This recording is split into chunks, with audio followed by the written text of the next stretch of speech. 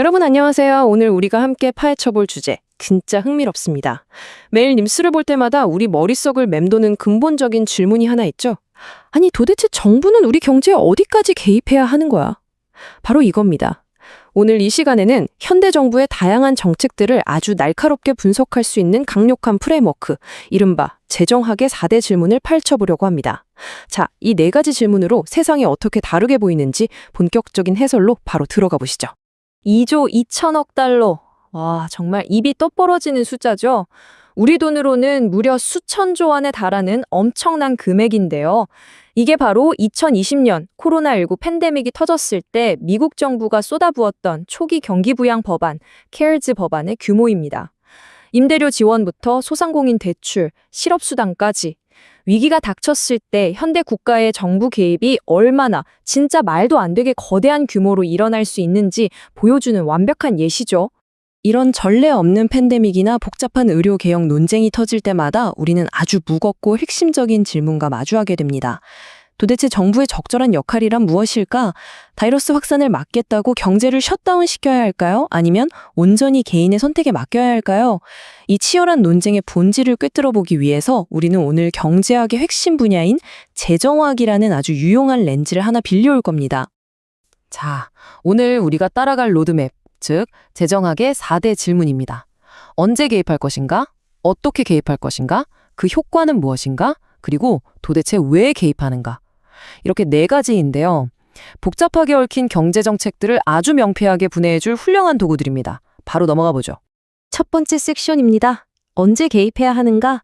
즉, 시장 실패와 소득 재분배에 대한 이야기인데요.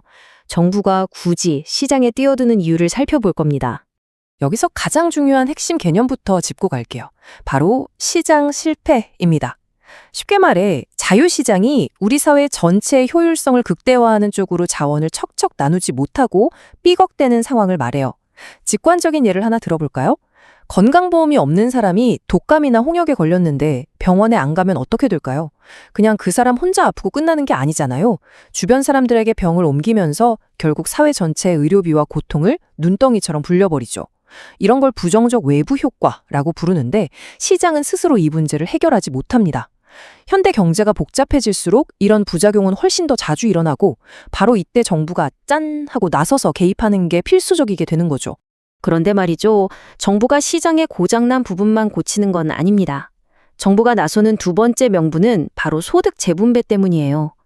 아무리 시장 경제가 파이를 엄청나게 크게 구원했다고 해도 그 파이를 나누는 방식이 좀 불공평하다고 사회가 판단할 때가 있거든요. 예를 들어 의료 혜택의 사각지대에 놓인 저소득층의 빈곤 문제를 해결하고 싶을 때 정부는 고소득층에게 세금을 걷어서 저소득층을 지원하는 쪽으로 자원의 흐름을 싹 바꿉니다. 이건 단순한 경제적 효율성, 그 이상의 가치죠. 즉, 사회적인 불공정을 바로잡기 위한 개입인 겁니다. 여기서 경제학의 그 유명한 딜레마가 등장합니다. 바로 효율성과 형평성의 상충관계죠. 아까 말씀드린 커다란 파이를 다시 떠올려 보세요. 한쪽은 파이 전체 크기를 무조건 크게 만드는 효율성이고 다른 한쪽은 그 조각들을 얼마나 공평하게 나눌 거냐는 형평성입니다. 만약 파이를 정말 똑같이 나누겠다고 부자들에게 아주 높은 세금을 매기면 어떻게 될까요? 아마 근로의욕이나 투자 심리가 팍 꺾여서 결국 전체 파이 크기 자체가 쪼그라들 수 있겠죠. 이 두 마리 토끼를 동시에 잡는 건 정말 진짜로 어렵습니다. 이게 바로 정부 개입을 골치 아프게 만드는 핵심 딜레마이자 현대 경제 정책의 방향을 결정하는 가장 중요한 잣대입니다. 자, 그럼 두 번째 질문으로 넘어갑니다. 어떻게 개입할 것인가? 정부가 사용할 수 있는 다양한 정책 수단들에 대한 내용입니다. 정부가 개입하기로 마음먹었다면 목수가 상황에 딱 맞는 연장을 꺼내듯 제대로 된 방법을 골라야 합니다. 이 표에 정부의 도구 상자가 아주 깔끔하게 정리되어 있는데요. 첫째는 조세와 보조금입니다. 세금으로 가격을 조정해서 사람들이 바람직한 행동을 하게끔 살짝 유도하는 거죠. 둘째는 의무화, 즉 법적인 규제입니다. 건강보험 가입을 법으로 아예 강제해버리는 식입니다. 셋째는 직접 제공. 공립학교처럼 정부가 직접 서비스를 만들어서 공급하는 겁니다. 마지막 넷째는 공공재원 조달인데요. 돈은 정부가 내고 실제 서비스는 민간 부문에서 제공하게 하는 방식입니다. 각 도구마다 우리 경제에 미치는 파장이 완전히 다르기 때문에 아주 섬세하고 신중한 선택이 필요하죠. 다음 세 번째 섹션입니다. 개입의 효과는 무엇인가? 정책의 결과를 평가하는 단계입니다. 정책은 일단 실행했다고 끝이 아닙니다. 막대한 세금이 들어갔으니 결과가 의도대로 잘 나왔는지 실증적 데이터로 냉정하게 따져봐야겠죠. 그런데 여기서 정책 위반자들이 정말 툭하면 빠지는 무서운 함정이 하나 있어요. 바로 직접 효과와 간접 효과를 헷갈리는 겁니다.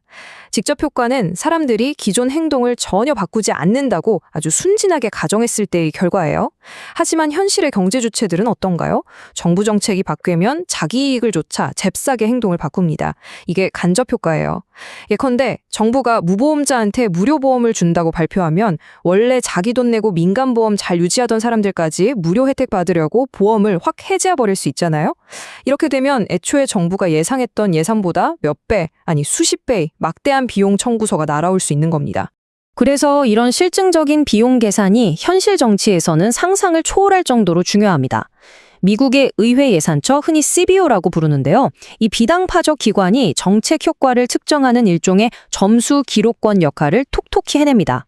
워싱턴에서 어떤 법안이 발의되든 이 CBO가 매기는 비용 추정치, 즉 점수표를 무조건 받아야 하거든요. 진짜 재밌는 건 이들의 분석 결과 숫자 하나 때문에 미국의 그 거대한 의료 개혁 법안이 통과되기도 하고 폐기되기도 한다는 거예요. 실증적인 경제 분석이 말 그대로 현실의 권력을 움직이는 셈이죠. 어느덧 마지막 네 번째 섹션입니다. 정부는 왜 특정한 개입 수단을 선택하는가? 정치경제학의 냉혹한 현실을 마주할 시간입니다. 지금까지 우리는 시장 실패 교정이나 효율성 같은 아주 그럴듯하고 이상적인 명분들을 살펴봤어요. 하지만 진짜 정책이 만들어지는 현실 무대는 정치와 경제가 꽉 뒤엉킨 훨씬 더 복잡한 곳입니다. 소위 정치경제학은 우리에게 팩트 폭행을 하나 알려주는데요. 정부는 절대 모든 걸 완벽하게 계산해내는 컴퓨터가 아니라는 겁니다. 그들은 수많은 유권자들, 목소리 큰 이익 집단, 그리고 피 튀기는 정치적 압력을 동시에 버텨내야 하거든요. 코로나19 구제법안 때를 생각해보세요. 민주당은 주정부 지원과 실업수당을 팍팍 밀어붙였지만 공화당은 기업의 법적 책임 보호와 대출 지원을 1순위로 뒀잖아요. 누가 주도권을 쥐느냐에 따라 정책은 완전히 달라집니다. 그러다 보니 정치적 타협을 거치면서 애초에 의도와는 다르게 오히려 시장에 득보다 실이 되는 비효율적인 정책이 탄생하기도 합니다. 우리는 이것을 바로 정부 실패라고 부릅니다. 자, 오늘 해설을 마무리하면서 여러분께 아주 도발적인 질문을 하나 던져보고 싶네요. 앞으로 또 다른 거대한 위기가 우리를 덮쳤을 때 우리는 과연 무엇을 더 경계해야 할까요?